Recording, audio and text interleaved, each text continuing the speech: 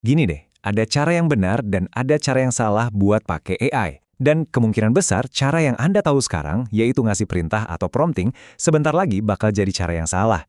Yuk kita bedah bareng-bareng kenapa era prompting ini akan segera berakhir dan apa nih yang bakal menggantikannya. Nah, kalimat ini kayaknya kena banget ya buat banyak dari kita. Anda beli puluhan kali tools AI yang katanya canggih, tapi satu sama lain nggak bisa ngobrol. Ujung-ujungnya, Anda cuma punya tumpukan teknologi mahal yang malah nambahin kerjaan manual. Rasa frustrasi inilah yang jadi inti masalah yang mau kita bahas. Tapi, masalahnya tuh lebih dalam lagi dari sekedar alat-alat yang nggak nyambung. Kesalahan fatalnya adalah cara kita memandang AI itu sendiri. Kita masih menganggap AI itu cuma sebatas chatbot atau asisten.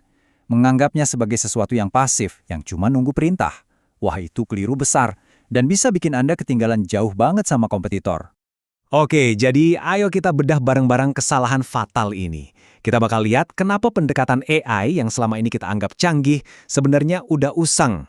Nah, disinilah letak salah pahamnya. Di satu sisi, ada mitos kalau AI itu ya chatbot, pasif, butuh kita kasih perintah manual terus-menerus dan harus diawasi setiap langkahnya. Padahal, realitasnya udah jauh banget dari situ. AI modern itu sistem yang otonom. Dia bisa bikin keputusan sendiri, ngerjain tugas yang rumit, dan yang paling penting, dia punya sistem buat mengoreksi dirinya sendiri. Jadi dia nggak nunggu perintah, dia ngejalanin misi. Poinnya simple banget sebetulnya. Kalau strategi AI Anda masih bergantung sama seseorang yang ngetik perintah manual seharian, artinya Anda masih pakai teknologi yang umurnya udah nggak panjang lagi. Pertanyaannya, Anda siap nggak dengan perubahan yang datangnya secepat ini? Oke, kita udah ngomongin masalahnya, sekarang saatnya ngomongin solusinya. Inilah konsep utama kita hari ini, AI Agentic. Inilah masa depan otomatisasi di dunia bisnis. Jadi apa sih AI Agentic ini? Lupain deh, AI yang cuma bisa jawab pertanyaan. AI Agentic ini beda, dia bisa bertindak. Dia bisa mikir bikin rencana, pakai software lain, bahkan kerja sama bareng AI lain buat nyelesain satu tugas dari A sampai Z sendirian. Terus gimana cara kerjanya? Lewat sebuah proses yang disebut alur kerja agentik. Jadi ini bukan sekedar respons instan ya. AI ini benar-benar bikin perencanaan, pakai tools lain, terus kolaborasi, dan yang paling keren dia punya semacam monolog internal. Ini semacam proses berpikir gitu loh, buat evaluasi tindakannya dan perbaiki kalau ada yang salah. Mirip banget sama cara manusia merenung. Dan ini nih, intinya buat para pemimpin bisnis. Kita udah nggak ngomongin soal ngirit 5 menit di sana-sini. Ini soal merevolusi seluruh rantai nilai bisnis Anda. Mulai dari cara Anda marketing, jualan, sampai melayani pelanggan. Menerapkan AI agentic itu artinya mendesain ulang total alur kerja bisnis buat dapat hasil yang dulu mustahil dicapai. Oke, konsepnya kedengaran canggih banget ya. Biar lebih kebayang, kita pakai contoh nyata aja deh. Kita lihat gimana sebuah agen AI bisa mengambil alih seluruh proses penjualan dari awal sampai akhir.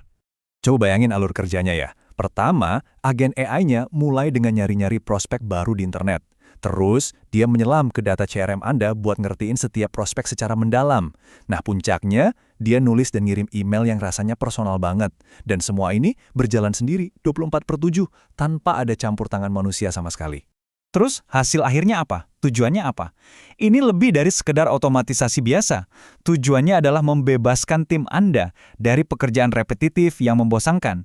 Biar apa? Biar mereka bisa fokus ke hal-hal yang benar-benar menghasilkan ROI tinggi, kayak bangun hubungan sama klien, sementara mesin ngerjain sisanya dengan presisi yang luar biasa. Tentu aja, ada satu pertanyaan besar yang pasti muncul di benak kita semua. Gimana kalau AI-nya ini ngaco atau halusinasi? Ini kekhawatiran yang wajar banget, dan untungnya ada solusi yang sangat ampuh buat masalah ini. Nah, ini dia pertanyaan krusialnya. Sebelum perusahaan manapun bisa percaya 100% sama sistem otonom, pertanyaan ini harus dijawab. Gimana caranya kita mastiin AI ini bertindak berdasarkan fakta, bukan fiksi karangannya sendiri? Jawabannya ada di sebuah teknologi kunci yang namanya RAG. Anggap aja ini semacam kunci pengaman yang mengubah AI agentic dari sekedar tool canggih jadi mitra bisnis yang bisa Anda andalkan sepenuhnya. Jadi RAG itu apa sih? Gampangnya gini, anggap aja RAG itu jembatan yang nyambungin otak si AI langsung ke sumber kebenaran perusahaan Anda, misalnya laporan keuangan, database pelanggan, dokumen internal, dan lain-lain. Artinya, setiap kali AI ini bertindak, dia nggak bakal ngarang-ngarang. Dia dipaksa buat pakai data nyata dari sumber internal Anda. Inilah yang bikin dia aman dan faktual buat bisnis. Oke, sekarang mari kita tarik kesimpulan besarnya. Kita di sini udah nggak ngomongin soal alat tambahan atau sekedar tren sesaat. Kita sedang menyaksikan lahirnya sebuah lapisan fundamental baru dalam cara sebuah bisnis dijalankan. Coba inget-inget deh, sama seperti internet atau cloud computing yang jadi infrastruktur wajib beberapa dekade lalu, AI agentic ini bakal jadi fondasi baru buat perusahaan yang mau tetap kompetitif di masa depan. Mengabaikannya itu sama aja kayak menolak pakai email 20 tahun yang lalu.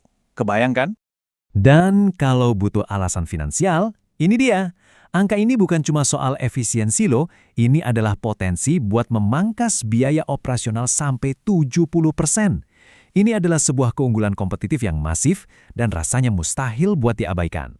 Kalimat ini benar-benar sebuah peringatan keras.